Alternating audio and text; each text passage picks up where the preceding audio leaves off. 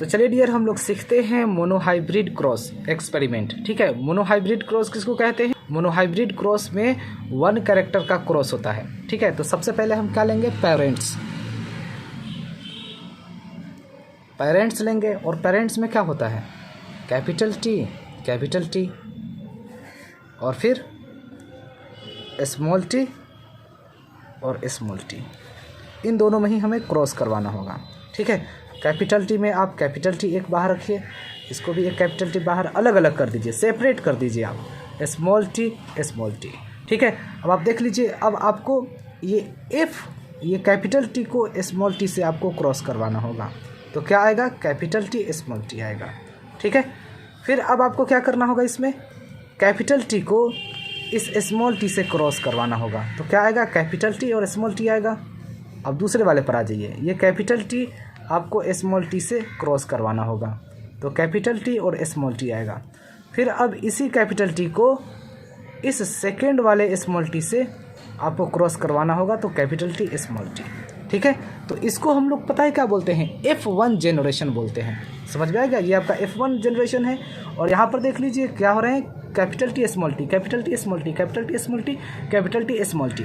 ठीक है, और ये जो कैपिटल टी है ना, इसको हम लोग बोलते हैं कैपिटल टी को इसको हम लोग डोमिनेंट बोलेंगे, जो ये दिखाई देते हैं, और इसे सिर्फ ये दिखाई नहीं देते हैं। ठीक है, अब यहाँ देख लीजिए, अब इसमें क्या हुए? तो ऑल टॉल प्लांट्स हुए हैं, सारे टॉल प्लांट्स होंगे। समझ में आ गया डियर? सारे टॉल प्लांट्स होंगे। क्लियर? अब हमें क्या करना होगा? सेल्फ पोलिनेशन करवाना होगा। सेल्फ पोलिनेशन का मतलब ये F1 कोई लिखिए आप, इसमें से इन चारों में से कोई एक आप लिख लीजिए। तो कैपिटल टी स्मॉल टी मैंने ले लिया। सेल्फ पोलिनेशन का मतलब हो गया कि F1 में से मैंने एक ले लिया, तो इसको सेल्फ पोलिनेशन का मतलब F1 इंटू F1 को ही हम लोग सेल्फ पोलिनेशन कहते हैं। समझ में आ गया? तो एक कैपिटल टी स्मॉल टी, इन चारों में से कोई एक ले लीजिए। फिर सेल्फ पोलिनेशन का मतलब एक F1, तो ये F1 के लिए कैपिटल टी स्मॉल टी, इस F1 के लिए भी कैपिटल टी स्मॉल टी। अब हमें इसे क्रॉस करवाना होगा। ठीक है डियर, तो चलिए हम लोग करते हैं इसको आप अलग अलग कर दीजिए, फिर सेपरेट कैपिटल टी और स्मॉल टी। इसको भी आप अलग अलग कर दीजिए, कैपिटल टी और स्मॉल टी। क्लियर? अब देख लीजिए क्रॉस कैसे करवाते हैं हम। अब यहाँ कैपिटल टी को कैपिटल टी के साथ क्रॉस करवाइएगा, तो कैपिटल टी होगा। क्लियर? अब देख लीजिए, आपको यही कैपिटल टी को आपको स्मॉल टी के साथ क्रॉस करवाना होगा, तो कैपिटल टी स्मॉल टी होगा।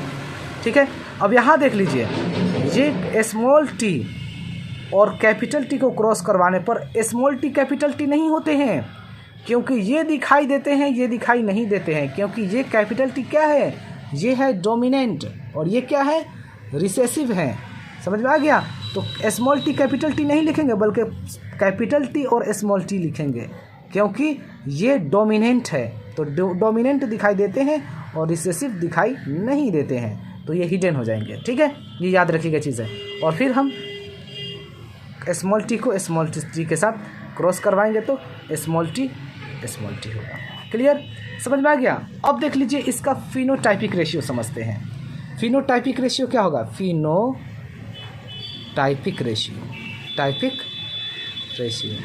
फिनोटाइपिक रेशियो का मतलब होता है, मैंने कहा देखिए 1 2 3, ये 3 जो प्लांट हैं वह टॉल हैं, तो 3:1। ठीक है, यानी कि टॉल इज टू शॉर्ट। तो टॉल कितने हैं? 3 शॉर्ट कितने हैं? तो 1। ठीक है, ये भी टॉल है, ये भी टॉल है, ये भी टॉल है, तो ये फिनोटाइपिक रेशियो 3:1 आप याद रखिएगा। ठीक है, मोनोहाइब्रिड क्रॉस में। ठीक है, अब इसका जीनोटाइपिक रेशियो समझते हैं। जीनोटाइपिक रेशियो अगर मैं कहूँ कि इसका जीनोटाइपिक रेशियो 1:2:1 होगा, तो इसको जो हम लिखते हैं किस बेस पर लिखते हैं?